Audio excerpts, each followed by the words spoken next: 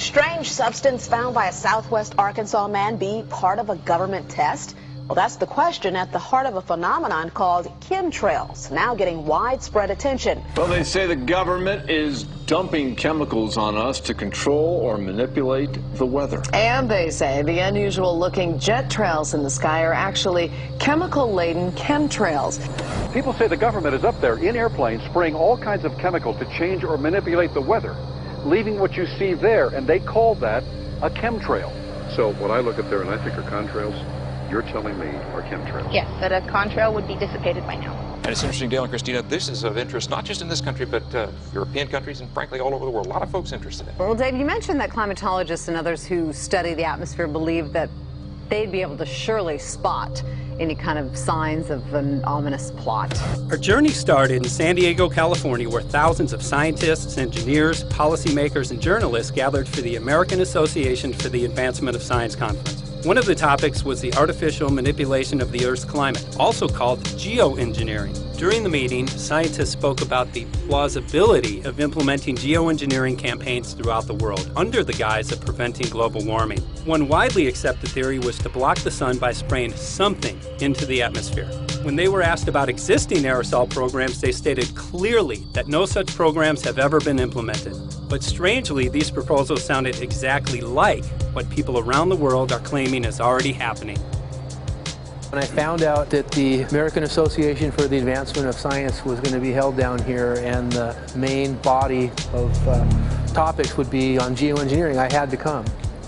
I had to be in on this. I had to hear what these top climate change scientists had to say. And that's the other question about chemtrails and whether geoengineering is being deployed right now without our knowledge. I don't have any personal insight into that, other than to say that I've worked in government at pretty high levels in the White House and at state government. I'm personally skeptical of that. But obviously, you never know what you don't know. Chemtrails. On the internet, they are cited as proof of the government creating clouds to combat global warming. They claim the American government, with the secret approval of the national government, is covertly using jet aircraft to spray population centres with aluminium, with barium, and with strontium so as to reduce people's immunity and reduce the global population. I'm always a little bit suspicious because the government doesn't seem that capable to do something on such a large scale. That is not rain, that is not snow. Believe it or not, military aircraft flying through the region is dropping chaff. Small bits of aluminum, sometimes it's made of plastic or even italicized paper products, but it's used as an anti-radar issue, and obviously they're up there practicing. Now, they won't confirm that, but I was in the Marine Corps for many years, and I'll tell you right now, that's what it is. And what happens here, military jets, some come out of Key West Air Force Base, and they move off into the atmosphere, and they drop mylar strips. Some could be a little wider, some are small glass fibers that are coated in aluminum. And what the Air Force does is they take their military jets and they dump these out of the aircraft, they fall into the atmosphere, and some take as much to a day to fall down. This is inevitably military or something going on. The government, the Air Force, you see this kind of a pattern like this, you can rest assured there's something going on. They're actually little bitty magnetic and little bitty strips of, whether it's aluminum. No, it's a nuisance to you and I to determine what's real and what's not, but it looks like it is a life-saving operation there from the military. The apparent motive behind this conspiracy theory is one world government. Order, I cannot hear. Mr. Speaker, I want to assure the House that both my ministry and my colleague, the Minister of Health, who have received correspondence on this issue, that this conspiracy theory does not have an iota of truth, and that the trails observed from aircraft simply come from jet engines. Number 9. Order. And I think what an appalling example it is of the new Foreign Affairs spokesperson for the Labour Party that she's spreading conspiracy theories about the United States government. I think the House has heard sufficient.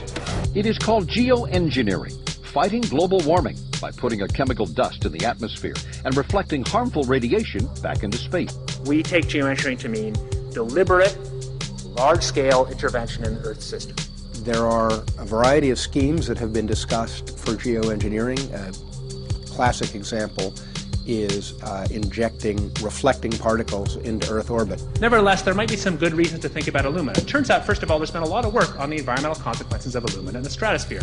The big deal really is that alumina has 4 times the volumetric radiative forcing for small particles as does sulfur. And that means you have 4 times less surface area for the same radiative forcing. And this is a much bigger deal. You'd have roughly 16 times less the coagulation rate, and that's the thing that really drives removal. So you could get away, we think, with much smaller mass fluxes. So that's why we see things like in the use aircraft patent from '89, they talk about aluminum. And that's why we're seeing in the surface water samples aluminum. And here's David Keith saying that aluminum has 4 times the reflective volume surface area. So they'd like us to think that we're talking about sulfur, but here they slipped up and let it out that aluminum is 4 times better to achieving their ends, and it sounds like it's going to be one they don't want us to know the effects of. The little picture is from a nanofabrication study, which shows you can make very high quality, and do this in just a jet in a very simple way, make high quality alumina particles just by spraying aluminum vapor out, which oxidizes. So it's certainly in principle possible to do that. There's a big literature that's already looked at that. And you could do that by either building new versions of these aircraft or even re-engineering existing aircraft. So there's some ideas of that. So you go to an engineering firm and you want this done. They don't say this is hard or unusual. They say, okay, yes, we could do it. Aerosol geoengineering looks like it is so cheap that the cost is basically not going to be an issue. That means that implementation decisions will be risk-to-risk decisions. The risk of doing it against the risk of not doing it. And it makes the problem of how we govern it fundamentally harder and different and novel. So I've told you that it's cheap to deliver materials to the stratosphere, and I'm convinced that's true. I don't think that will change. But I think the more we do research, the less easy this will look, the more complicated the environmental effects will look. And that's a good thing, because right now it looks too easy. So I think that if we do more research, we're likely to find out that it's harder and more complicated than we thought, and that the side effects are harder to manage, and that's a healthy outcome that will make it easier to do the management. Of course, the opposite reaction is possible. It's an empirical question, how people will actually react to knowledge about this. Another reaction is to say, if these crazy scientists are so concerned about putting CO2 in the atmosphere, they want to think about these things, then that might actually mean we should be more serious about the risks of CO2 in the atmosphere. And by the way, it's not really a moral hazard, it's more like free riding on our grandkids.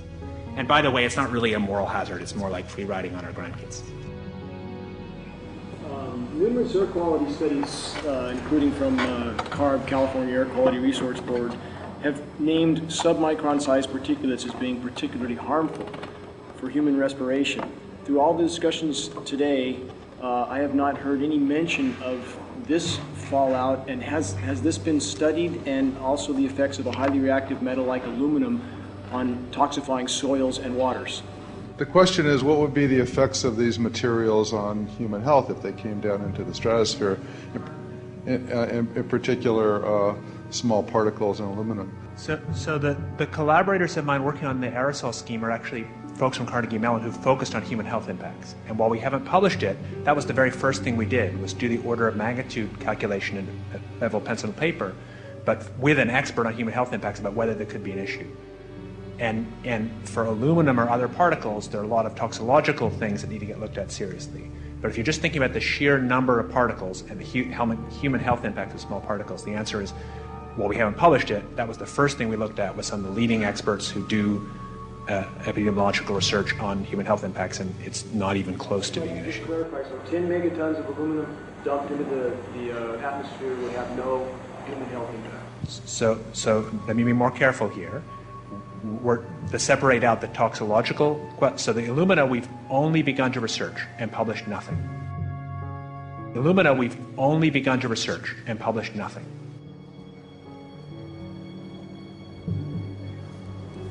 Dane looked at him and he said, so you're telling me that spraying 10 to 20 megatons of aluminum, as you said, would have no human health effects? He took a deep breath and he swallowed and he said, let me be more careful here.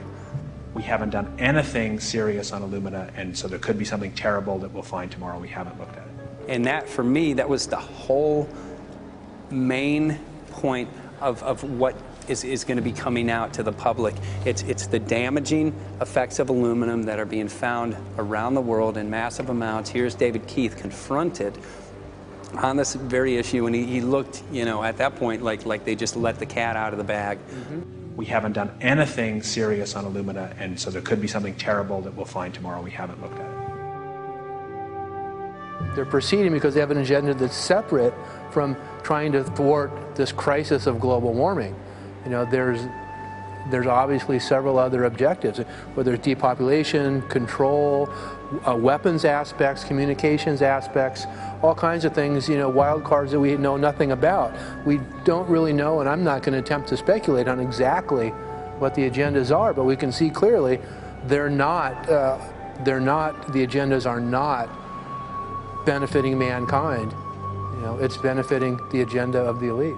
And so I think the question is, how do you draw the line between some activity that is allowed and doesn't need global governance and activities that do require global governance? Dr. John Holdren has agreed to serve as Assistant to the President for Science and Technology and Director of the White House Office of Science and Technology Policy. I look forward to his wise counsel in the years ahead. My personal opinion is that we have to keep geoengineering on the table. We have to look at it very carefully because we might get desperate enough to want to use it. So what would we do if in year 2040 or 2060 there's a severe climate crisis, say widespread famines or Greenland sliding suddenly into the ocean? That the only plausible way in which we could start the Earth cooling this century is to directly intervene in the climate system, say by putting particles in the stratosphere. We do stuff in the stratosphere all the time, of course, and so it's not as though the stratosphere is absolutely pristine. But you don't want to have people going off and doing things that involve large radiative forcings or go on for extended periods, or for that matter provide lots of reactive surfaces that could result in significant ozone destruction.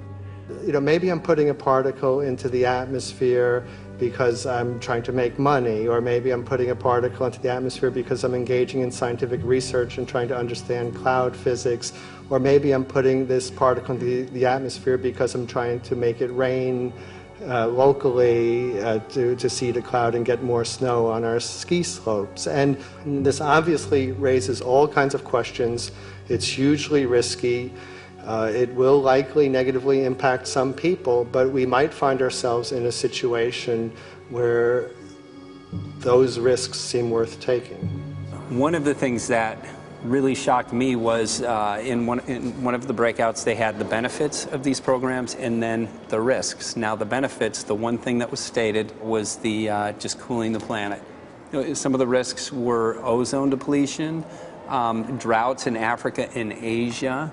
I got to tell you, I came away from this experience after listening to these scientists for 4 days of symposiums, really concerned, because it's clear now that they are justifying, rationalizing, and looking to legitimize some really, really horrible impacts, further impacts on our environment. And they're basically formulating the sales strategy and the implementation and oversight strategy and the funding strategy. After San Diego, I was shocked by the programs that had been proposed. I decided to write about it. That night when I finished, I sent the article to an online publication with my email address attached. When I woke up the next morning, my inbox was flooded with responses from around the world. Why? Because I had just broken the story on aluminum in geoengineering models, which I had no clue at the time that very few people knew about. Now this metal, aluminum, is being found in massive quantities way above normal levels all over in rain, in soil, and in snow. After that, the calls started pouring in from people who were desperate for someone to investigate. That was the fuel that started the film. Before we started filming, we had the opportunity to sit down with one of our favorite authors and documentarians, G. Edward Griffin, to find out what he knew about the subject. I'd like to talk for a minute about an issue that's getting more and more attention. That's the issue which scientifically is called stratospheric aerosol geoengineering, also called the chemtrail issue. I'm very aware of the chemtrail versus contrail controversy. As far as I'm concerned, it's an open and shut case. I have been watching the development of jet travel from its very beginning. I used to live near the Los Angeles airport. Remember when the first jets came in and landed, man, they made a big noise. We never heard a noise like that before. And we used to go down and sit at the end of the runway and watch these jets come in and take off because it was a novel experience. I've been watching jets all my life, and I know about jet contrails. I've watched them. They're vaporized moisture, ice crystals, and they get out there in the atmosphere, and then they effervesce and evaporate and then disappear, and you can see them. The plane moves along, and the little white trail follows right behind it, and usually about 10 or 20 lengths of the plane or thereabouts, and then it's gone. And you can still see them that way, by the way, once in a while. So there goes a contrail. These other things we're talking about are not at all the same phenomena at all. These planes go by, and they billow out this white smoke, and it covers the sky from horizon to horizon. It doesn't dissipate at all. And they crisscross each other.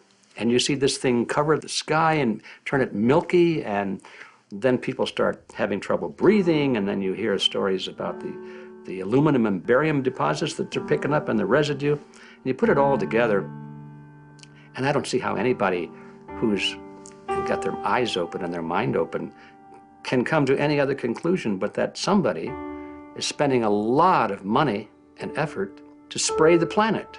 The question is, why? I have my own theories, but I hope that there will be some good investigative reporters go out there and get us the answer. I know that whenever it's finally discovered, and it will be, the people who are doing it will undoubtedly say, oh, well, we did it for you folks. It's for the greater good of the greater number. It's for the society. It's probably to prevent global warming, or maybe it's to inoculate people against some kind of a dreaded biological attack. We can't go around shooting everybody in the arm, but we can spray them and save their lives. You see how good we are? We're doing it for the benefit of society. I know they're going to, whatever it is, they're going to say it was for your good, or mine. Think if we had the ability to steer hurricanes, and the hurricane was going to slam into New Orleans.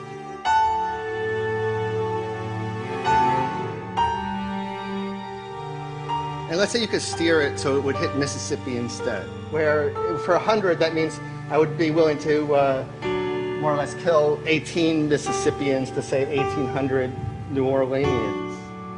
And if you do that knowingly, are you murdering those 100 people? And there's all kinds of equity issues there. Now, also, we might be wrong about our steering, and if we didn't do the research right, maybe our steering would intensify Katrina and even kill more people in New Orleans. And so this question of how do you develop the confidence to know that your intervention will reduce overall damage, and then how do you deal with the understanding that you might be damaging some people who wouldn't have been damaged before while saving people overall? The spraying appears to be mostly in NATO countries. I've seen it here in the United States, I've seen it in England, I've seen it in Scotland, I've seen it in Canada, and I've had reports from people who live in France.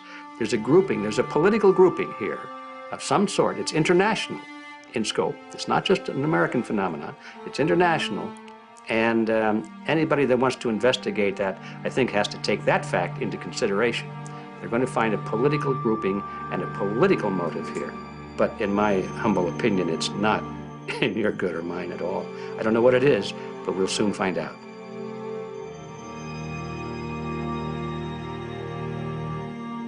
I'm sure that if you follow the old advice, which is follow the money, you'll come to the answer sooner or later. Soon we realized that we all shared the same need to get this information out there, to share with the public, to let people know what is being done. Ed felt so passionately about the issue, he offered to help us. Well, the main thing now, since it looks like the budget is going to be met, is to get it done well. We don't come off the tree knowing any answers at all. Yeah, we're not scientists. We're just asking questions, exactly. And we've got to be very skeptical about the answers. That's it's totally accurate, totally honest. Why can't people see this? They're not hearing it. They don't know that the facts are not being presented to them. We're very lucky, you know that? Look at this opportunity that's being dumped on us. I know. Opportunity. It's, well, this is going to... Yes. This is going to be a battle, I know that. It's a challenge and a battle, but I mean, why are we here if it's not for that?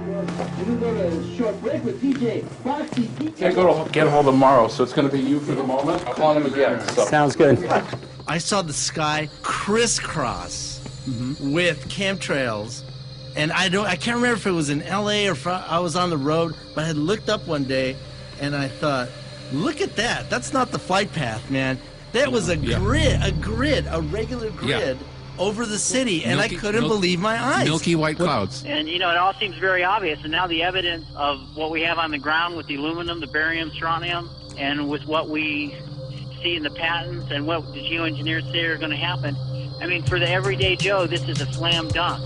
This is a very delicate moment for the powers that be, because they're taking a covered-up operation like the tropospheric aerosol program, or Chemtrails, Project Icarus, whatever. It's had many names over the years. And they're making it overt into a geoengineering scientific shield to deflect sunlight, because global warming's out of hand. So at this very moment, the belly of the beast is right above us with no armor. Whether people believe in chemtrails or not, the geoengineering should be scary enough. And when people learn about geoengineering, chemtrails will then become apparent, because they're the same. So you're talking about global conspiracy here. Geoengineers propose doing this on a global level. Off to Redding, California. Guess this is the second step after the AAAS meeting. We'll see what we find.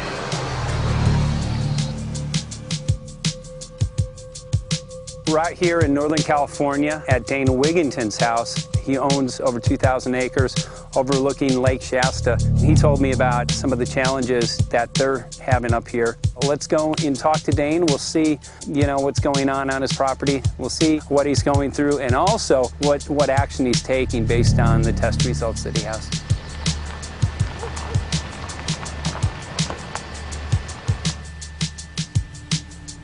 As you know, I have a background in the energy fields.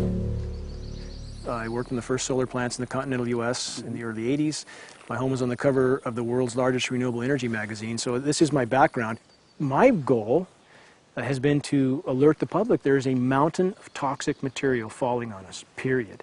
Before about 5 years ago, our skies were typically blue, and now you see it's covered with lines and haze, and virtually nothing you see on the horizon, nothing you see in the sky above us is a natural cloud. I mean, it is virtually all the remnants of these aircraft lines that you see fanning out, spreading into clouds, artificial clouds, but the sky is a very dirty look to it. There's not the white cloud blue sky that we had only a few years ago, but it looks like there's some sort of massive industrial activity or forest fires burning over there, and we see that typically every night. You see even down to ground level, the clarity drops off significantly, and we don't see that except for the days when we have these long, lingering trails that spread and cover the whole sky, and on certain days you can see these trails actually dropping vertically like a veil. We assume the particulates are descending, and we have the test to prove that we are being inundated with levels of aluminum and particulates that are literally tens of thousands of times what would already be considered high. So we're not talking about exposure to a slight percentage higher of these toxic materials. We're talking about quantities, for example, off the side of Mount Shasta. If you can pan back, that's a landmark in Northern California, considered to be a pristine water source. Aluminum or snow sample off the side of Mount Shasta tested 61,000 parts per billion. This is just ordinary snow water, and people are drinking this stuff when they're hiking on the mountain. And remember, government action is required at 1,000. This is 61 times over the government limit, and our hikers are drinking this poisonous water on Mount Shasta Mountain itself. God. Barium, 83. Strontium, 383. So this summer, the people climbing are drinking poison. Basically. I certainly wouldn't want to drink 61,000 micrograms per liter of aluminum. And again, we've already seen in 5 years soil pHs in this area that have escalated 10 to 12 times, and we can prove that conclusively. Well, this is not speculation. We can prove conclusively that these metals have been in the rain. We have duplicate samples. Bachelor of Science in Forestry, International School of Forestry at Missoula. Master's in Zoology, specialized in aquatics. 35 years with the U.S. Forest Service as a wildlife biologist. And before that, several years with the USDA Soil Conservation Service as a soil conservationist. Also have run the botany programs, range and grazing programs. And I continue that today. Right now I do a lot of master gardener consultation work. When I started this garden back in about 2005 or so, the pH here was 5.5, 5.6. This is the old soil survey of the county. You can look at the page right here. This is my soil right here. It's a Dietz 125, 126 here at my house. And here, the soil reaction pH should be between 4.5 and 6.0. And over there in the pure mud, it's even a little darker. It's 6.8 right there. And what can this do to plant life and ecosystems? Well, you haul one of these things out and you start looking at the little things that are crawling around the soil. A lot of times they aren't there anymore. The little soil arthropods that you can barely see on a microscope, you can actually see movement with this. Little tiny macroscopic, look like little moving pieces of dust. Those start to go away.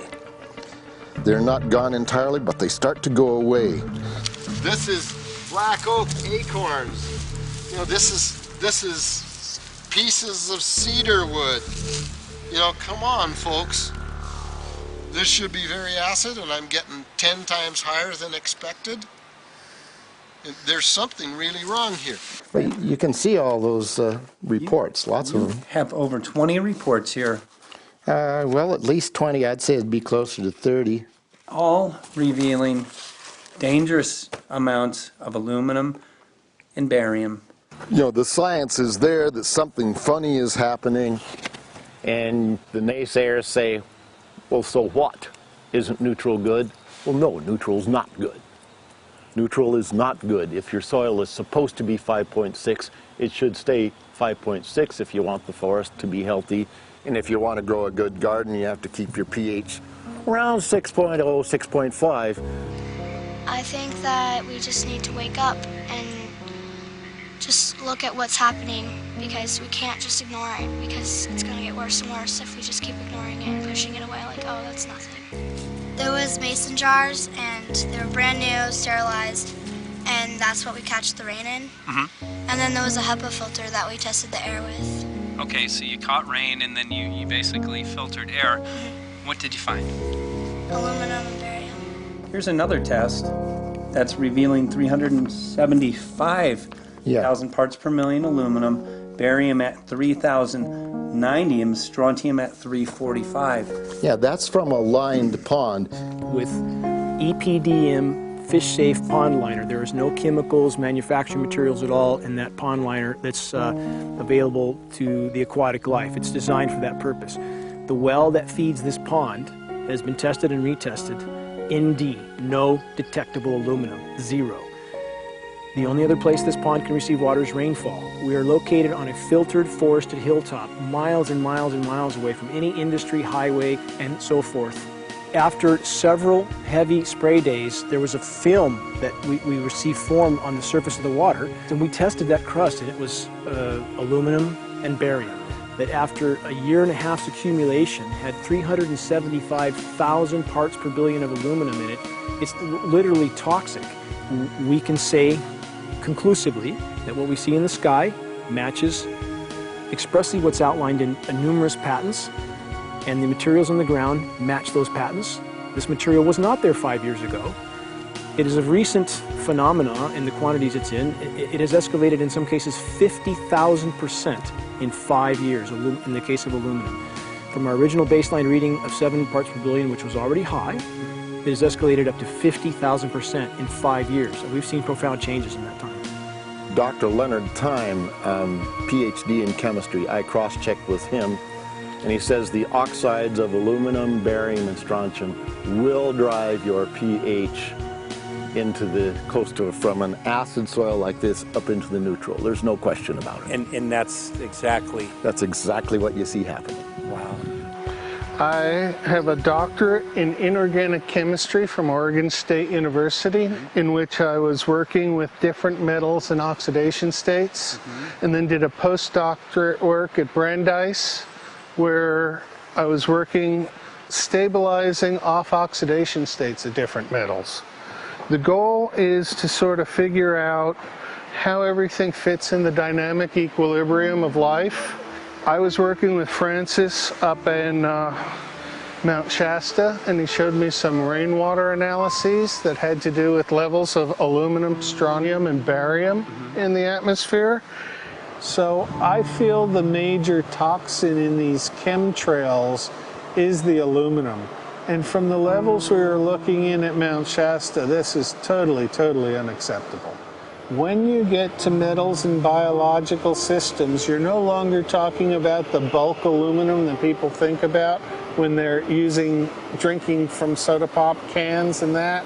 So once it gets to the aluminum oxide stage, it just forms a plaque within your arteries and shuts down life. When you take elements that normally aren't out in the environment and you start putting them in the environment, it raises some serious red flags. Aluminum is a very specific, nasty and biological systems. It takes that site and it never lets go, and it shuts down the site, and that's it. And so as you accumulate aluminum over time, it causes major neurological damage because it ends up as aluminum oxide that's essentially stuck in place and can't be flushed out by normal systems. At the core of everyone's condition, there's always some level of toxins. And aluminum is known to have cancer-causing effects. The half-life is decades. I think that we should be working on taking more of these toxins out of our environment instead of adding more toxins in. It's very concerning that if we add more toxins to our environment, that will be increasing the rates and risks of cancers. Even one patient is not worth it. So sad that they would consider putting aluminum in our environment to affect something when they could be causing so much more damage. Wherever the material is coming from, it is there. The amount of metal falling on us cannot be disputed. Absolutely, this is not speculation. The amount of metal in the last 4 years, as I said, have increased to a degree of thousands of times, and California Air Quality Resources Board has studied the aerosols from China. These metals are not amongst them. Mike, the reason I've chosen to focus so primarily on this issue is I feel all other issues are secondary. What could be a greater priority than not being able to walk out your door and take in a breath of air without sucking up heavy metals? If our land base is being poisoned, if our waters are being toxified, what will we have left to work with? Whatever we choose to focus our time and energy on, whatever our political beliefs, that this is a common ground for all of us. We must have air that we can breathe that's not full of toxic chemicals and metals. We must have water that's not completely laden with whatever is being emitted from these aircraft. And if people stopped to consider that the atmosphere is as thin as a layer of paint on a basketball, it is an extremely thin layer that allows life to exist on this planet, to simply treat it as a physics lab and experiment with it until it is broken beyond repair is folly of unbelievable proportion. And if people understood that this sort of experimentation not only is going on, but has been going on for a very, very long time. Going back 50 years, there's been countless climate manipulation, weather modification programs that the vast majority of the public is completely unaware of. And if they think that this is not true, that certainly that somehow they would have known if it was occurring, I would ask them to look at things like Agent Orange and the things that governments do because they can, because there's no one to stop them, because they have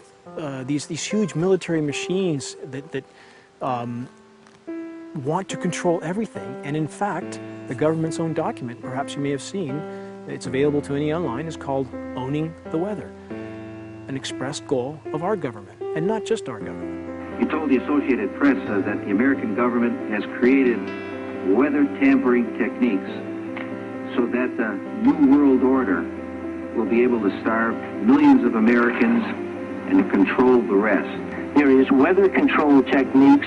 Number one, the entire patents on the equipment. Number two, Senator Claiborne Pell's complete statement and story of his own that not only does it exist, but that we even utilize it as far back as the Vietnam War. Well, Murph, We're going to do what we can. let's see what we can do. You got the scientists behind you. The scientists are with you, so at least this scientist is with you. I may not have $1 million budget, but I've got enough to show that something's dreadfully wrong. You got it. All right. So Arizona will be this Monday, the 21st. Senator Johnson up in Show Low. So we're going to be in the car a long time.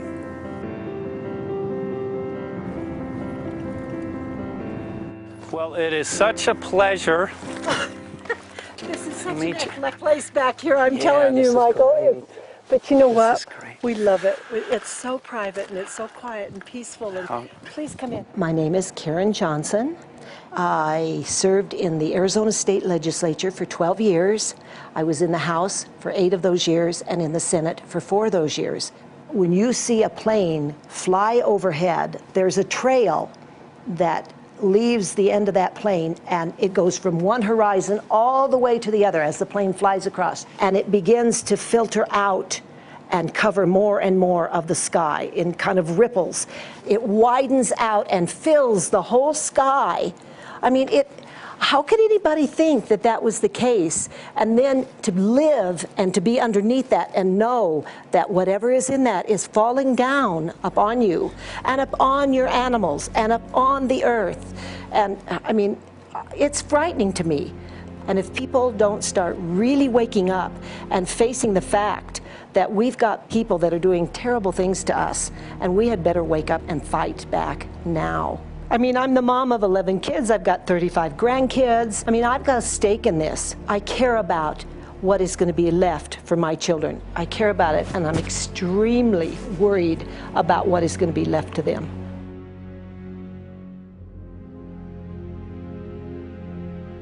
Aluminum is toxic, and we know that it's accumulative.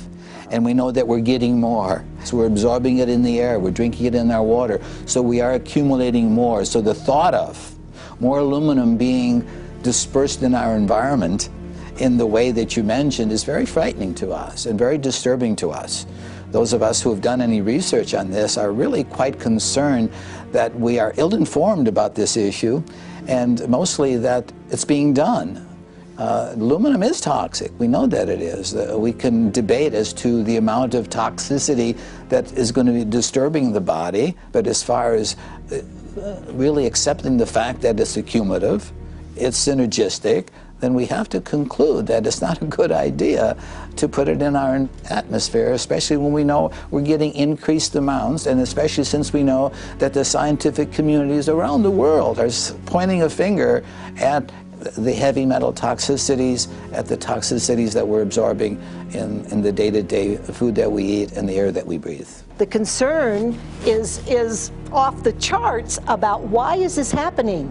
Why is this being allowed to be sprayed continually all over the United States, all over the world? Who is paying for this? I mean, the incidence of Alzheimer's has just skyrocketed, which evidently has to do with an accumulation of aluminum in the brain cells. I mean, I think almost every family has been touched by a member as they get older having Alzheimer's. And it's a horrible disease. And to say that, well, this just came because people drank soda pop out of aluminum cans, you know, when my father passed away with Alzheimer's and he didn't ever drink soda pop, you know, that explanation doesn't ring true with me. And so I'm wondering, how much did this chemtrail spraying back in the Illinois area affect him? Aluminum and fine metal is an accelerant. friend who's a firefighter up in Pine, Arizona for 20 or 30 years says that the wildfires now that they're fighting are way beyond anything they've seen before in intensity.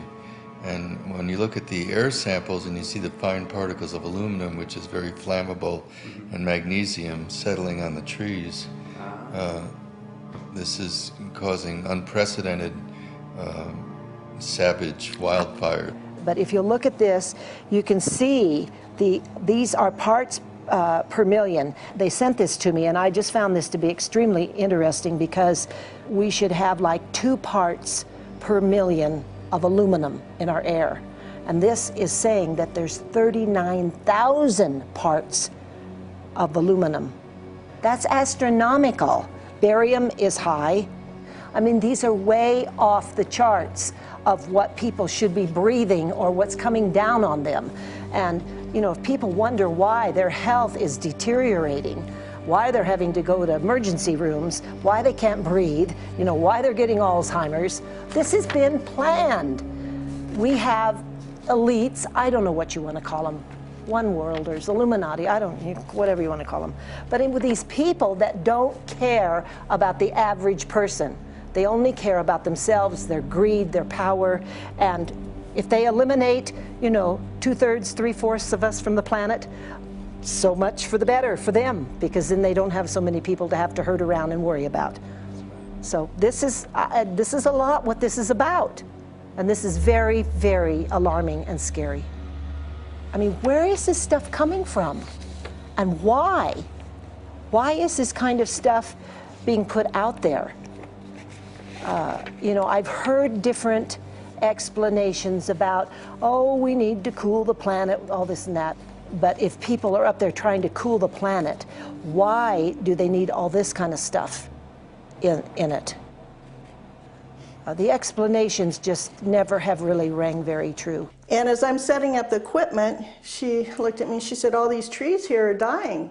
And I said, what? She says, all these trees in here are dying. So I thought, well, I'm going to test for aluminum, because that's one of the key things in the programs that we're talking about, and titanium. And I took some of this bark sample and tested it, and it came back positive with aluminum and titanium. Then I started traveling around California, noticing the same thing. In Lake Tahoe, there was a lot of the same type of bark, all through Sacramento area and Davis. Just about everywhere I went, I was noticing this silver white bark. What I think is happening is these chemicals are getting down and destroying the roots. And then as they come up, they're going out into the bark. Those two right there are the ones that are just, it just hurts so bad to see these two, because look how old and big they are. We probably lost 40 trees right here on our 10 acres. Every week, every other weekend, we'd see another tree that was beginning to die. And I mean, it's just so sad, we just cry. And to think that that might have something to do with it, along with their other explanations, would really, really frost me. Every time you lose a tree, you know, it's not good, it's just sad. And there's another one over here in this little group of trees here. Don't you feel better when you stand up and fight than if you crawl down in a little hole and go to sleep? You know, I mean, my gosh, people, your families are out there, children are out there, your grandchildren. I mean, you've got to do something to help.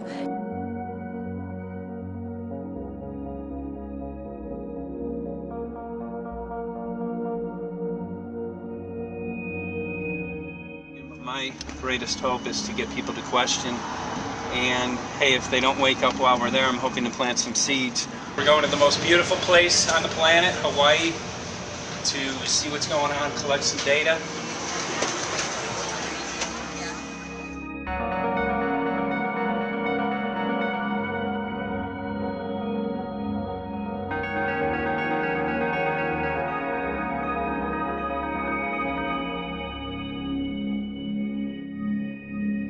Thank you for having fun with us. Hope you enjoyed the trip.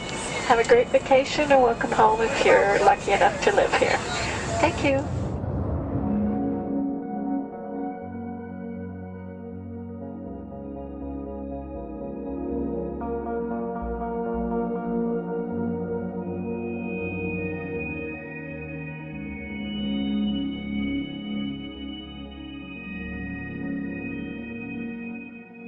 The whole valley's off the grid, so it's either solar, wind, or generators.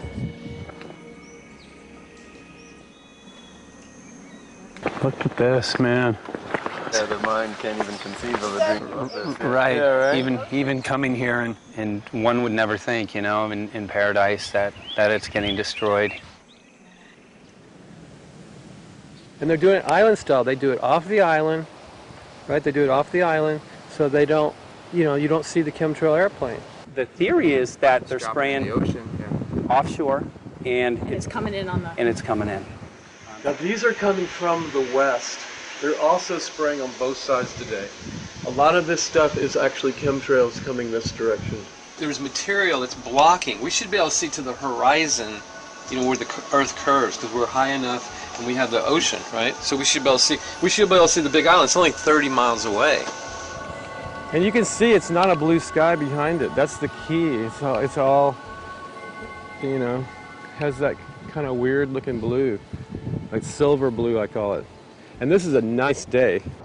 You know, there's no more blue sky. The night, we're going to look at the stars at night, and it's like, you'll see, you can count them. There's so few stars at night now. There should be hundreds of thousands of stars, and I can count the stars. There's like one here and one planet here. It's like, you might see, some nights you'll see 100, some nights you'll see 10. This is what concerns me, this kind of stuff right here. It's just soft. Okay. This just comes right off, this bark. That's not natural. For I've seen hundreds of thousands of coconuts, and I've never seen it falling apart like that. Look at this, you guys. I've never seen anything like this. I used to trim trees all the time in the Big Island. I've never seen anything like that. That's why I'm concerned. Not an easy task that you have here on the island. I could see the skepticism because it is so far beyond anybody's reality. It's amazing. It's just amazing to try to look through somebody else's eyes. Like my eyes, I can see this, so it's like night and day. And other people, it's just the illusion is just so deep. What do you think would happen if everybody awakened to what was going on and what the plans were of geoengineers? I think they'd have a revolution in Hawaii if people really understood what was going on. What's your concern for? I know that you love the land here. What's your concern about the chemtrails? Well, that we won't be able to live here and grow our own food, and that our health is going to be compromised. You think it already has been? Yes. And the thing is that they're doing it every day here, every day. So it's hammering, micro doses every day. And then, of course, it's getting in the environment, and of course, it's weakening the plants. And it takes a couple years for this to actually weaken the plant. So we are asking for GMO taro. We're asking for GMO papaya because we can't grow our natural seeds.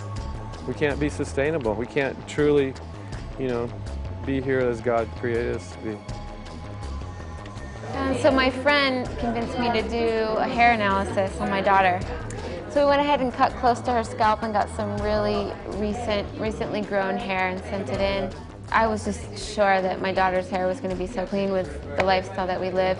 And lo and behold, it came back and her levels were really high in aluminum. This is the chart here.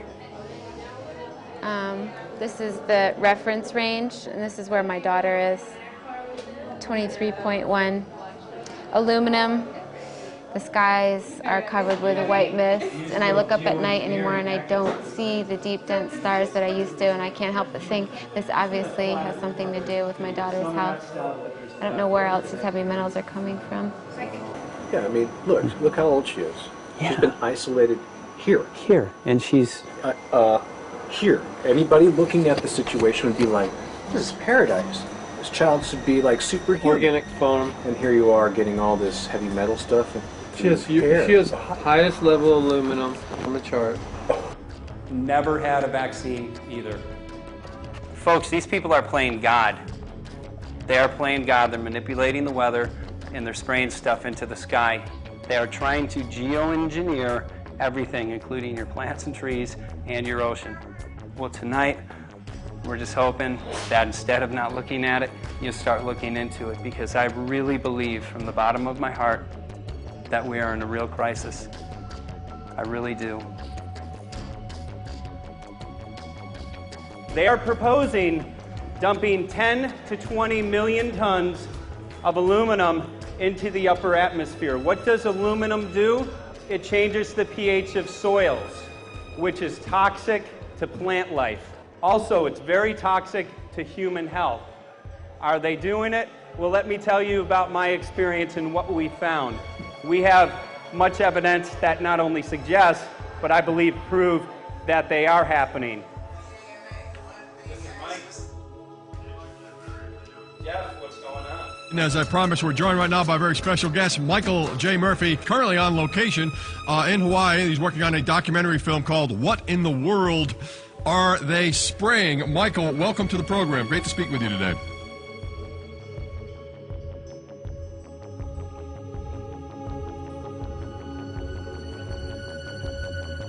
I had a friend who recently, he's always looking at things from a different perspective. He's a bit of a conspiracy theorist, you know, and he says that whenever the president comes to LA, there's no spraying that week.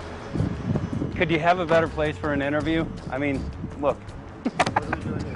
Well, this is being done over our farms and over our things. So basically, they want to eliminate our ability to eat organic food, have clean water. So in some ways, it sounds to me like, and you know, again, it's just a projection, but it sounds to me like this is control. How do we control the masses? Yeah. How can aluminum be good for you in any? And what was the second chemical you mentioned? It's barium. Barium and aluminum. Obviously, those are toxic to everything. To human health. To human health, to farms, to animals, to everything.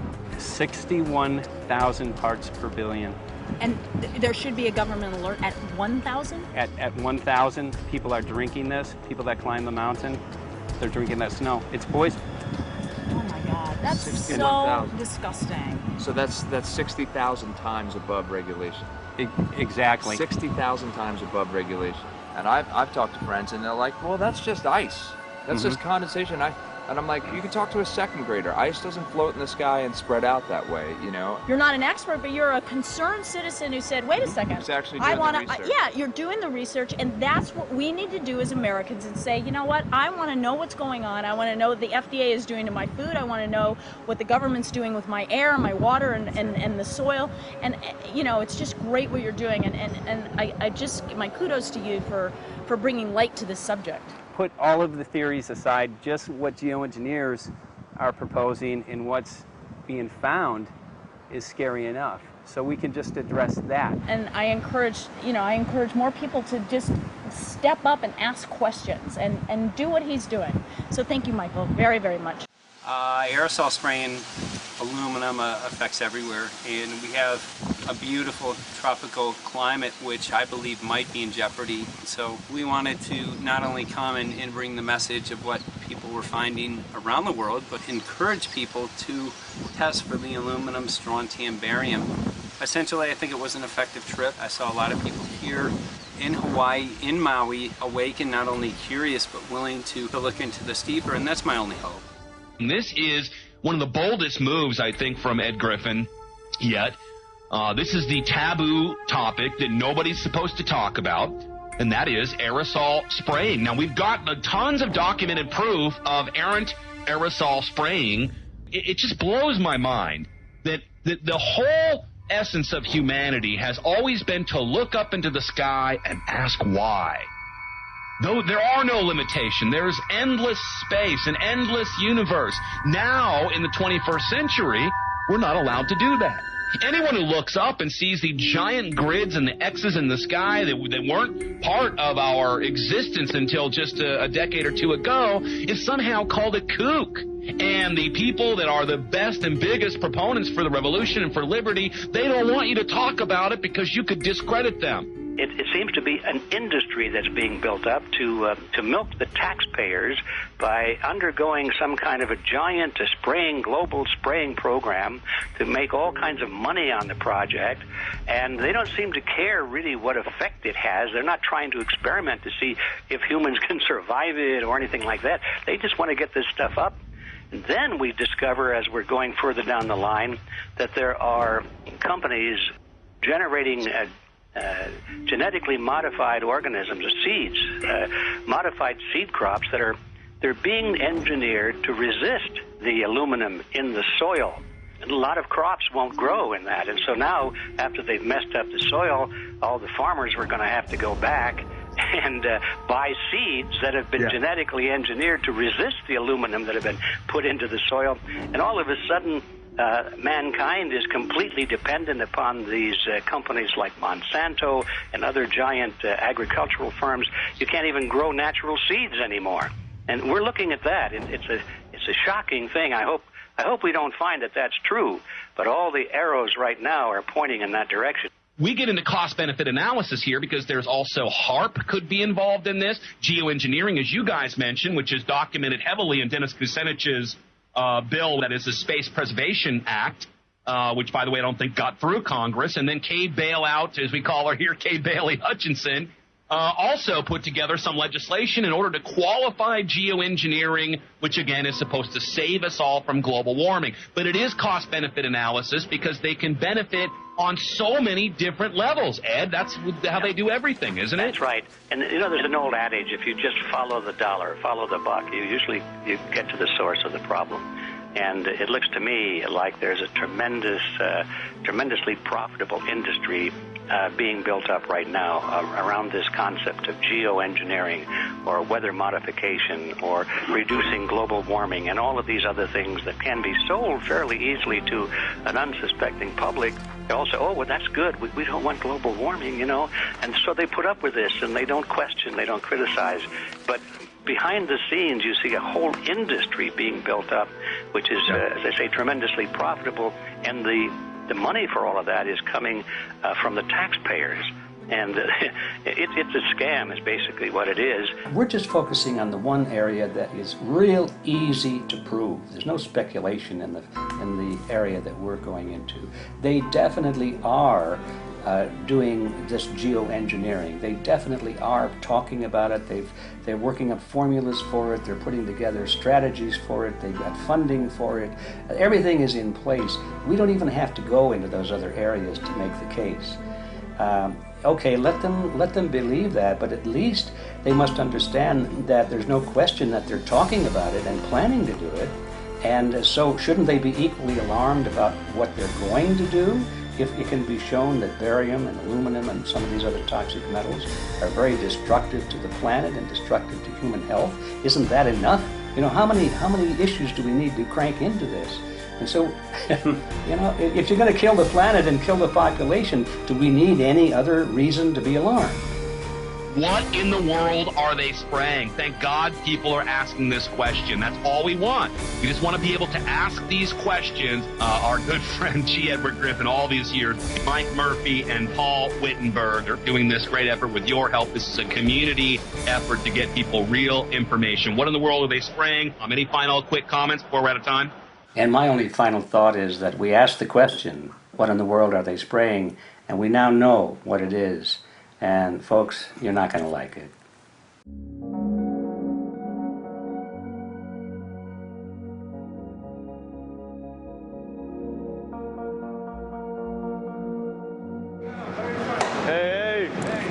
I'm Peter Vreke. I'm from Belgium. I'm 54 years old. I can't believe it myself. I'm a very happy and grateful person.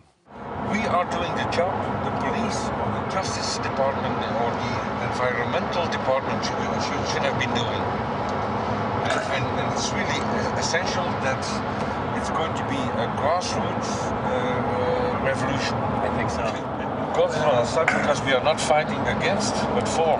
Yes, we're fighting for. I was in the council for about 25 years and also a period as the mayor. So from that moment on, 10 years ago, everything started to change. I start to get a picture of what is really going on. And it became crystal clear to me that we, humankind, have been manipulated and dominated and exploited for centuries. So, and this chemtrail phenomenon made me angry because I was so helpless.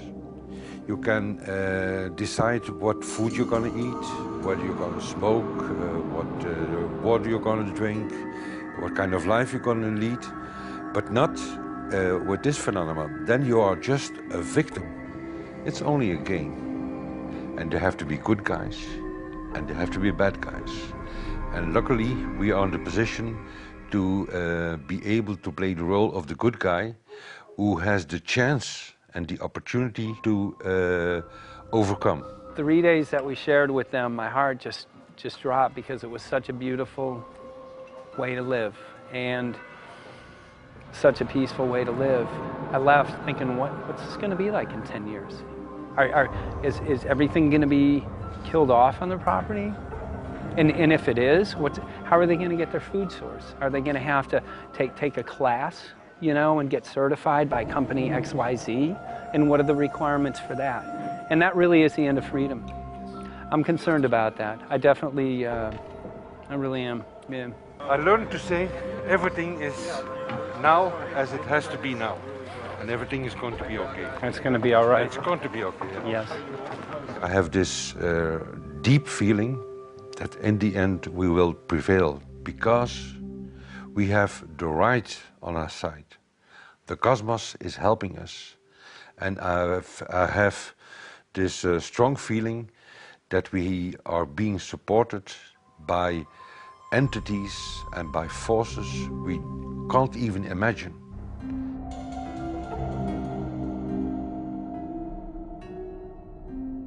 Here for the first time we have this scientific proof that we are being spread.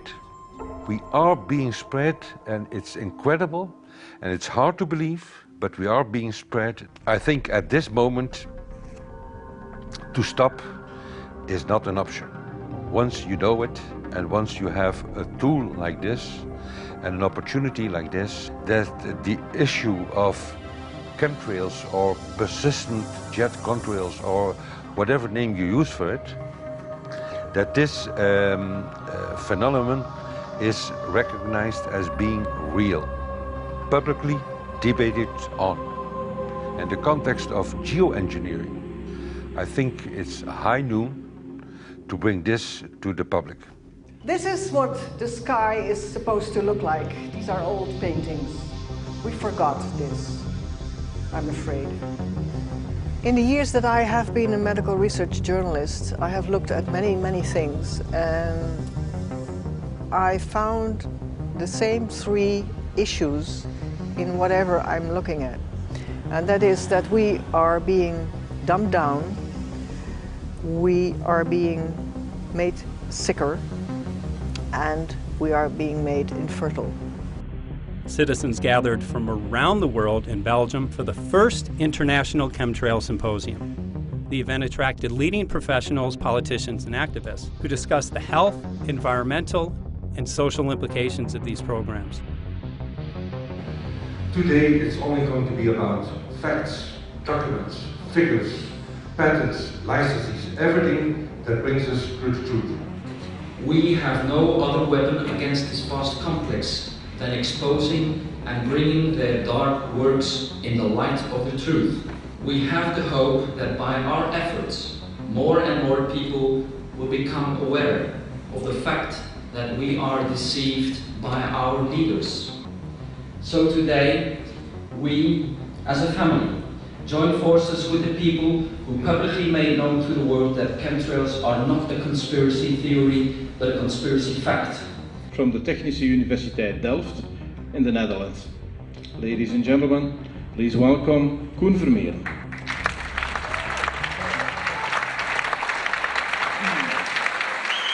Well, I'm Koen Vermeeren. I'm a university professor of Delft University of Technology. Usually people are with their heads to the ground in their own two-dimensional space and they don't look up. But if you do, you see more and more spaces like this. And it worried me too. I have no explanations to our students about these phenomena. And then I studied it myself and I found out that I couldn't give them the answers they wanted, because I think that the phenomenon is not natural. It's not natural what is happening, and the explanations that are given to us are not enough for me.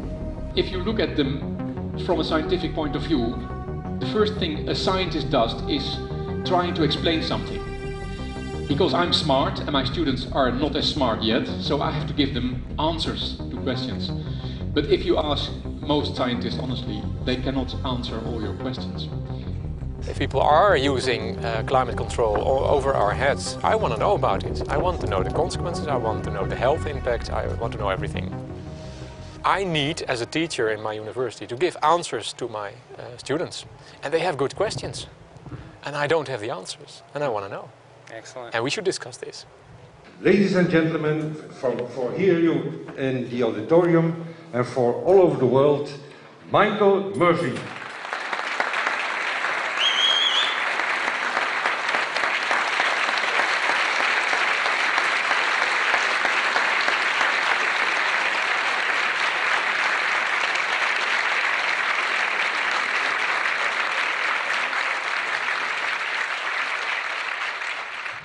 Well, thank you very much. It's definitely an honor to be here in Belgium. The people who are in power control everything. They control the markets, they control us, and now they're even controlling the weather. And they can use that for warfare applications. The one thing that they cannot control is what God had originally made, and that's natural organic seeds. This is called the Hegelian dialect. It's called problem, reaction, solution. The problem here is massive amounts of aluminum, things starting to die. The solution is company X that says, hey man, you're not getting yields on your crop. Everything's dying. But I got the solution, I got a seed that will grow in this environment. The only problem is, now you have to start buying from me. We're a little concerned that maybe part of this agenda could be to kill off anything that's natural and organic and re-engineer it with aluminum-resistant GMO seeds. Many may know we just got back from a week of filming in Hawaii, and it was an incredible trip. A big concern for the people there is they're beginning to see softening of the coconut trees. But their concern is that these programs may again be part of a broader agenda to destroy anything that's natural and organic, so that the corporate redesigned GMO foods might be the only source of food for people. I didn't anticipate so many people, young and old, who are interested in this phenomenon and are concerned about it. And I especially liked the address that the young girl gave today, only 17 and already making an address to the audience. That is, well, incredible. My name is Sofia Xenidis. I am 17 years old. It is quite scary to know that the air we breathe is not what it's supposed to be. That the food we eat and the water we drink contain traces of those substances which are sprayed out over all of us, as though we were being poisoned like insects. The feeling that this is causing me are feelings of deep anger and rage. I don't want to be poisoned, I don't want to be infected with cancer, and I'm just so angry that this global poisoning can be going on such a massive scale, and not enough is being done to stop this crime. A clear answer to one question. Are we being sprayed? Have we been sprayed? And is it their intention to spray again and again? What are we going to do about this?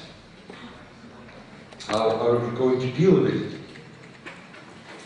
How are we going to stop it? I know the answer. There is only one person who can stop it. And you know him. You are. You are the person, the one you have been waiting for. We are magnificent, beautiful, godlike, divine human beings. Ladies and gentlemen, sisters and brothers, in this auditorium and in the whole world, thank you so very much for being present with us. And for now, please enjoy this anthem.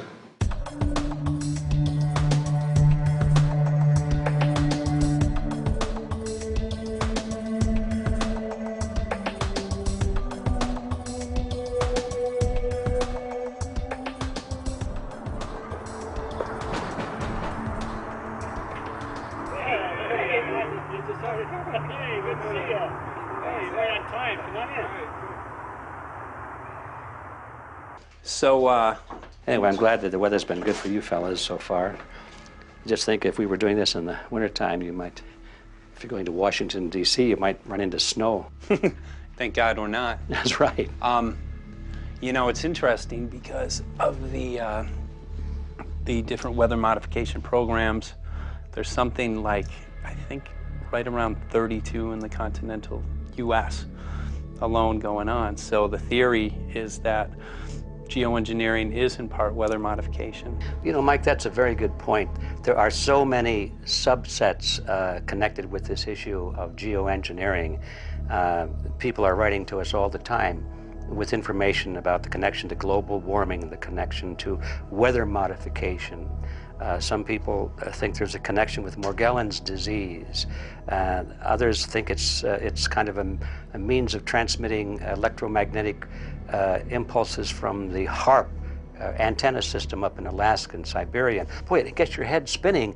And each area, I think, is worthy of investigation, but we have so little time. I think it's wise for us to stay focused on just the aerospraying and the toxic effect of these chemicals and the destruction of the planet and the damage to human health. What more do you need than that to convince people that we have to put a stop to it? So to stay focused, I think, is our mission on this one.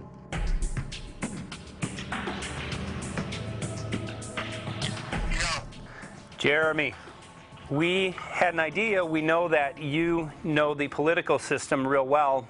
Our idea was this: we have a ton of data and information that we've collected throughout our travels, and you know, we really think a good way to end the film would be addressing this to elected officials, some of the senators. So we were wondering this, if you might be able to come and kind of help us out and perhaps show us the way in how to get this done politically. But it sounds like a really good idea, and I'm also going to get to, in terms of researching who it is that we should really focus on talking to about this. At the very least, if we could make it impossible for them to claim that they don't know at this point, we can strip away their plausible deniability that they haven't heard of the data that points to geoengineering stratospheric aerosol operation already going on. At the very least, it should be very interesting to go to District of Criminality and put some people on alert. Yeah, you have a lot of enemies in Washington. That's where all the power comes together and the money, you know. So there are people there, I'm sure, that just don't want us to do this job. But I'm glad you're going, and you'll find out.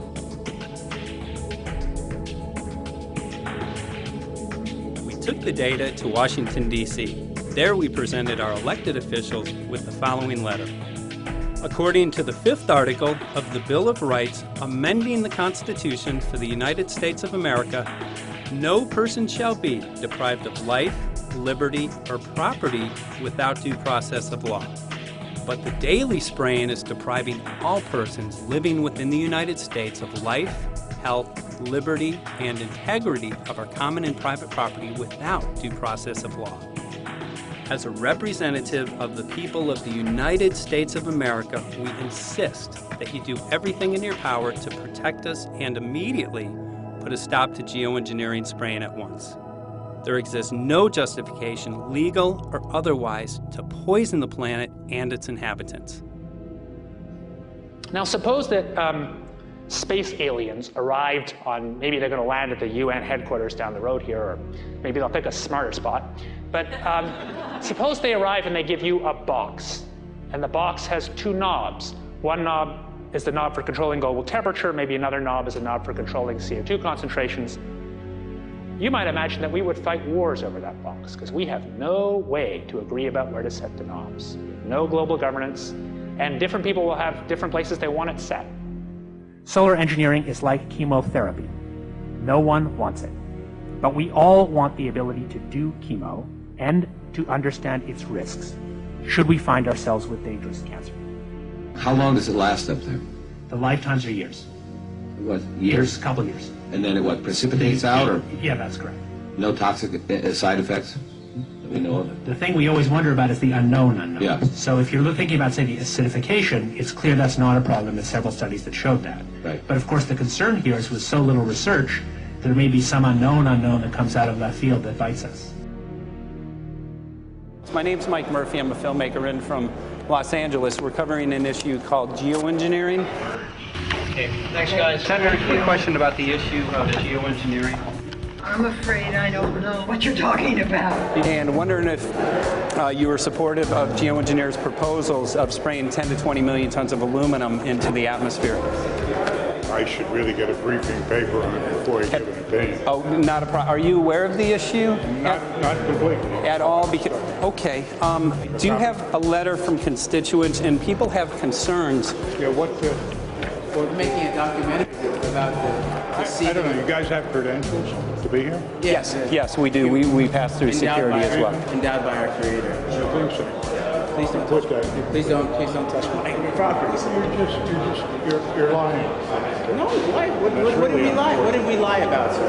No, we're not. What are we lying about? Lying about what? It's a little unusual, huh?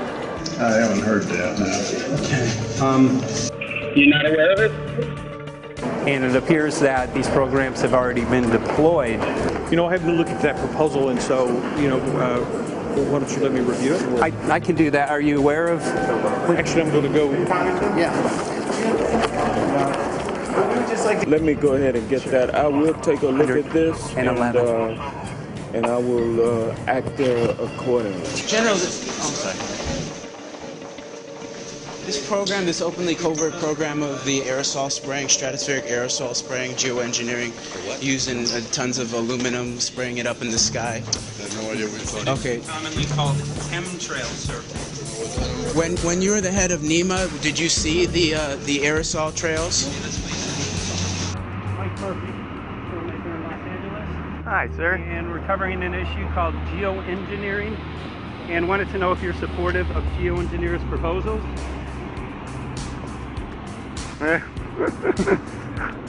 Congressman? Hey, Congressman. I'm wondering if you're supportive of geoengineers' proposals, which is dumping 10 to 20 million tons of aluminum into the atmosphere. I'm familiar with that. Pardon? I'm familiar with the Okay. Can you make an appointment for my office? I'm not supportive. I haven't looked at it close, so I don't. Have you heard of the issue? Because it's becoming mainstream in public, and there are actually congressional committees which are being formed to talk about these programs. Mm-hmm. Yeah. Well, I think when we drop anything into the atmosphere, we should know prior to the effect of that, right? Yes. And if we don't have the knowledge as to what the effect will be, we shouldn't do it. I think there are 4 different options for thinking about deployment of geoengineering. The first one would be we just ban it. I would argue that one does not want to get too firm a restriction in place on small-scale studies early on because it'll tie the science hands.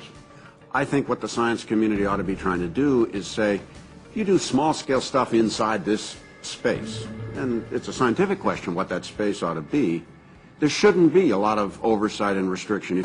Congressman? Excuse me. Hi, I'm Mike Murphy from Los Angeles, covering an issue called geoengineering. These guys are running from the geoengineering issue. I wonder why. I'd have to talk to my staff. I don't know what your details on that are. Have anyone made you aware of the issue, or? Sir? Congressman, your committee talked about geoengineering last November.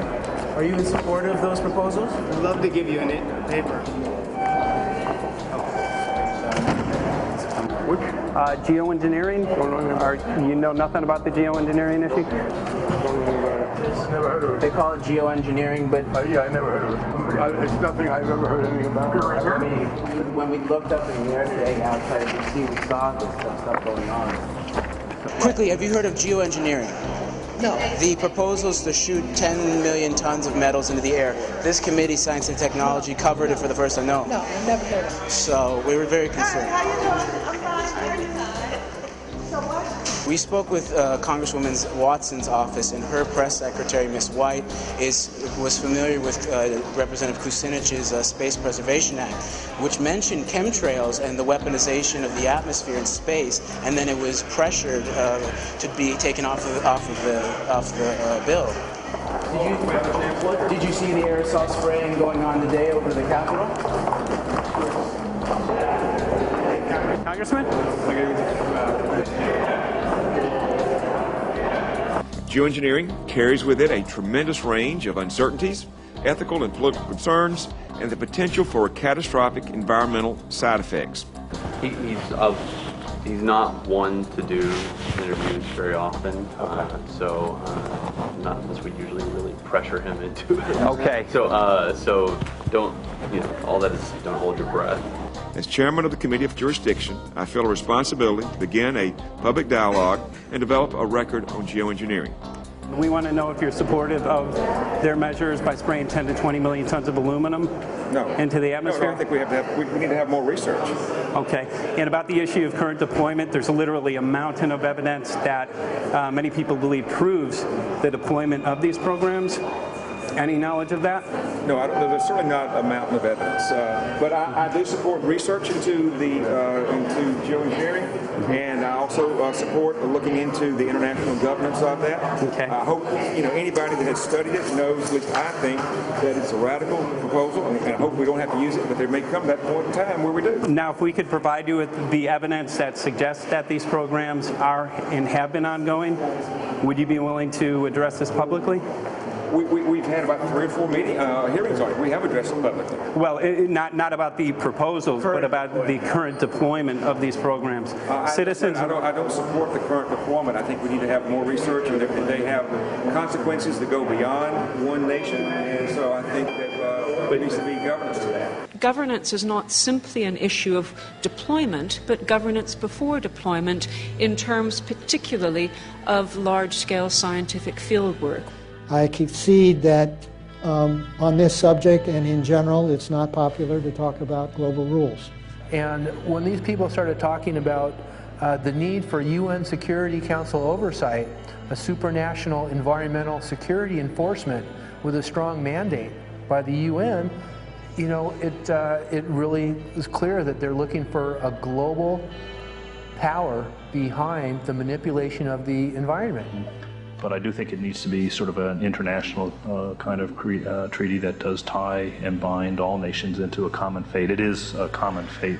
And unfortunately, it's not just big governments that could do this. It is small governments. It is billionaires probably could figure, I'm going to save the world all by myself, and I won't bother to mention it. How do we decide when there's a planetary emergency? Whose hand is on the thermostat? How do we decide when to start it? There's no way to do that right now. And what if we do start doing it, and then by some problem with the technology or with the will, that we can no longer do it?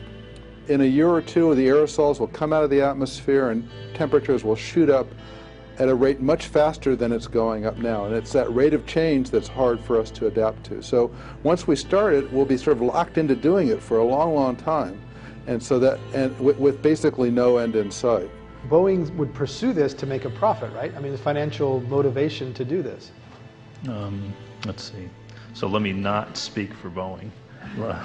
Is that allowed? Okay. Yeah, well, it is what it is. No, but someday, if the U.S. is going to decide to do this stuff, they're going to look to a company who can do it, and you want to be positioned. Boeing would rather be get it than Lockheed Martin.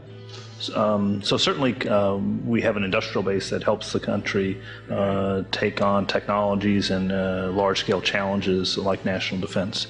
And we do that both for a profit motive as well as, I think, as a national service. So I think it would be truly disastrous if, you know, we discovered a few years from now that there was a black program that some government had stood up to sort of learn on the quiet how to do this. It's pretty clear you can cool the planet, but you will not and cannot bring it back to exactly the same climate state you started with.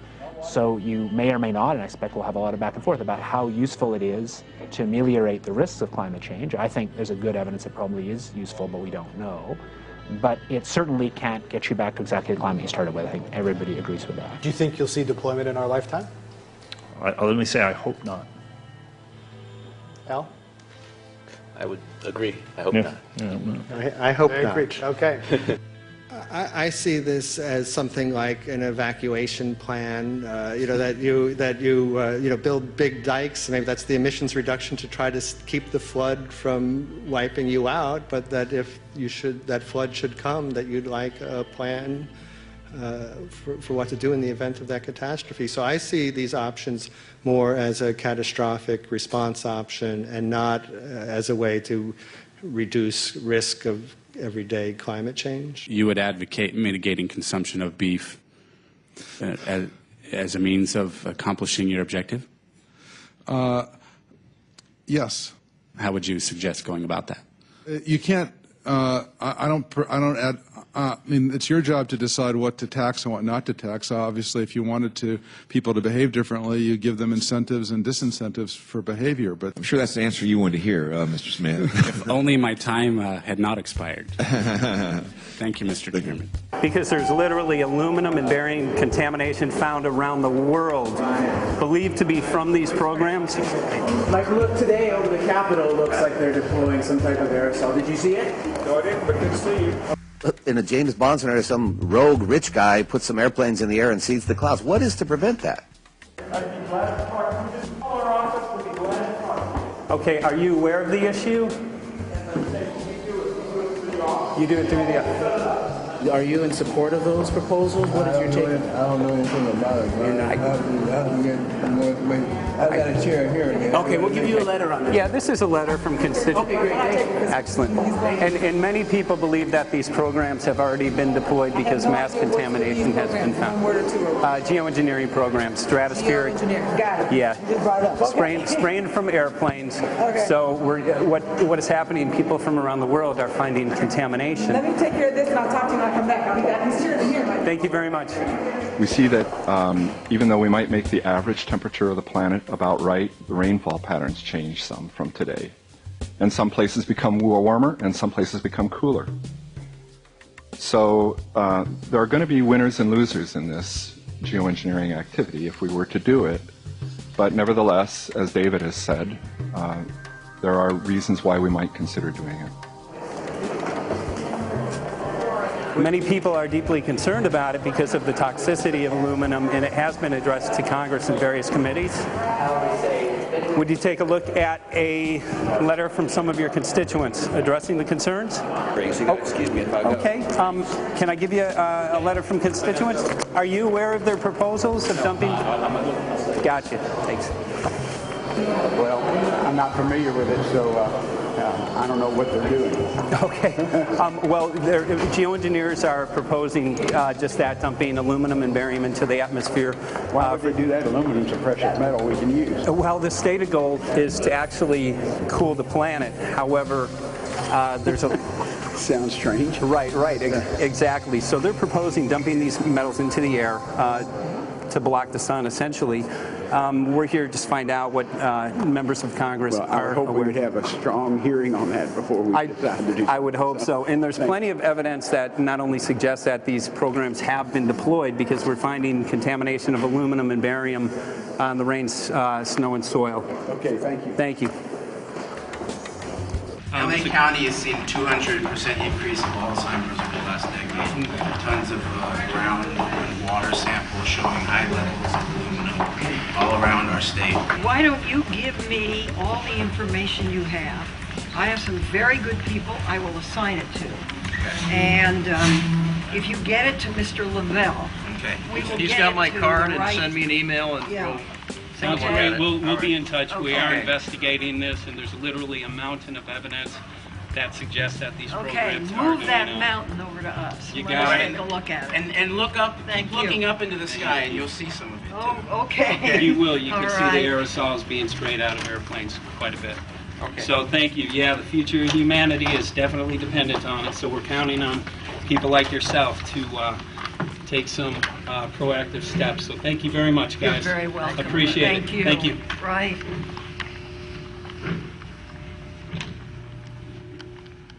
A lot of Congress was running down the hallways to avoid answering any questions, looking for doors in the hallways. So apparently the war is against all of us, and we're all in a hostage crisis. People who took an oath to uphold and defend the Constitution are not only know this is happening, are participating in this. And all of us have a duty to stand up and speak out about it. Why is the water being contaminated? Why is the soil being contaminated? Why are aluminum-related diseases going up? And it's affecting all of us, and thus we all have the duty to stand up and speak out and get educated and stop this. For our own sake, for our children's sake, it is a crucial moment in history right now. As human beings, we need to decide whether to live on our knees while being sprayed and poisoned every day, while being under a continual threat, or whether we are going to stand up and live as free human beings and seek truth, justice, peace, and freedom for all of God's children.